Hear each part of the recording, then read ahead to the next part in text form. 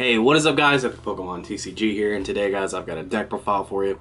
In this video guys I'm going to be showing you a starting list for Mega Aerodactyl. It's kind of a skeleton list that I threw together, and I think it would be a pretty good starting list for anyone wanting to pick this deck up and, you know, have some fun with it. But as always guys, the list will be down in the description below, and I hope you're all having a wonderful day. So we're going to go ahead and get started into this. Starting off, we have a 4-3 Mega Aerodactyl line. The regular Aerodactyl is kind of decent. It's a pretty good starting attacker, but the cool thing about Mega Aerodactyl is you can attack with it basically on turn 2 if you get a good start. But regular Aerodactyl has Rock Smash for 30 damage. You flip a coin, if heads, its attack does 30 more damage. And then it has Land Crush for 70. Now, you're not going to be attacking with that one that much. Most of the time, you just want to be attacking with this one. Mega Aerodactyl has an attack called Rock Drill Dive, excuse me. It does 110 damage, and then this attack does 10 damage to each Pokemon, or each bench Pokemon, both yours and your opponent's.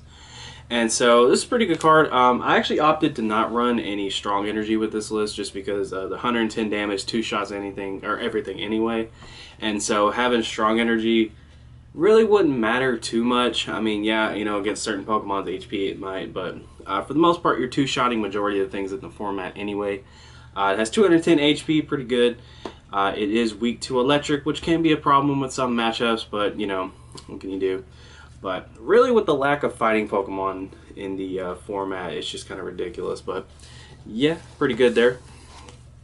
Just a cool little attacker, just a fun deck to pick up and try out. And I decided I would do a video over it.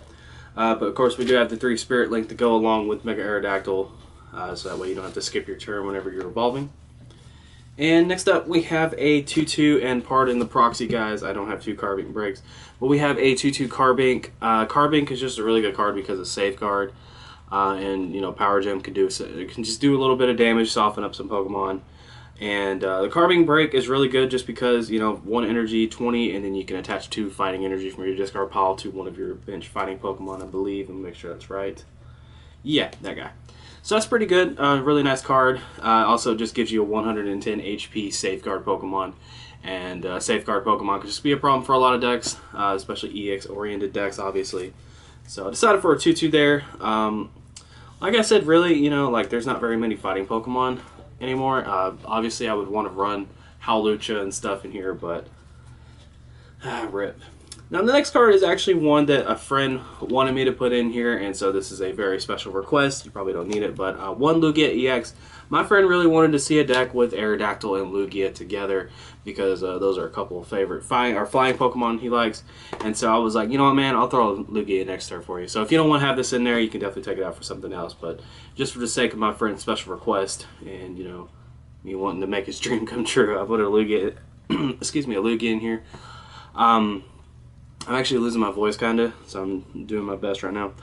Really, this is just in here for Aero Ball. I figure if I would put it in here, I would try to think about like what it would be good against, and I think that Giratina EX would be a cool thing to play this against. But just because of the fact that, like, you know, most of the time Giratina has 4 energy on it, and so if you get 2 energy and get a, you know, just an Aero Ball off, you're doing a ton of damage to Giratina, and so, you know, that's just my reasoning for that.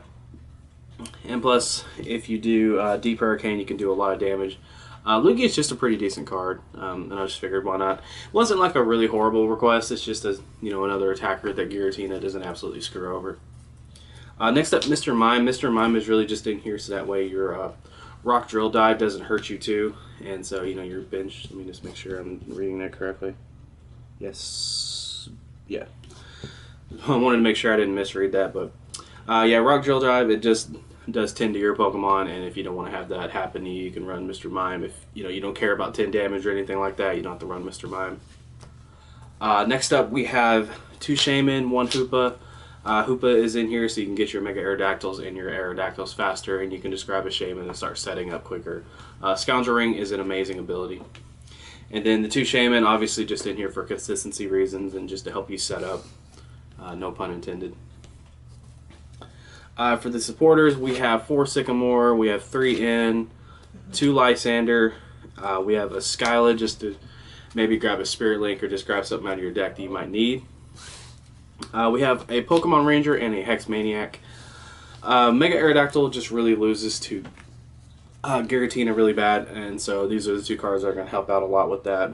Hex Maniac is going to get past the ability that Giratina EX has, and then Pokemon Ranger will just get rid of Chaos Will's attack and just allow you to start, you know, playing your cards back again and everything. But pretty much just Giratina EX picks this card apart, or picks this deck apart, and so that was why I was kind of actually feeling putting in a Lugia, just because it could do a lot of damage. But like I said, it was just a special request from a friend.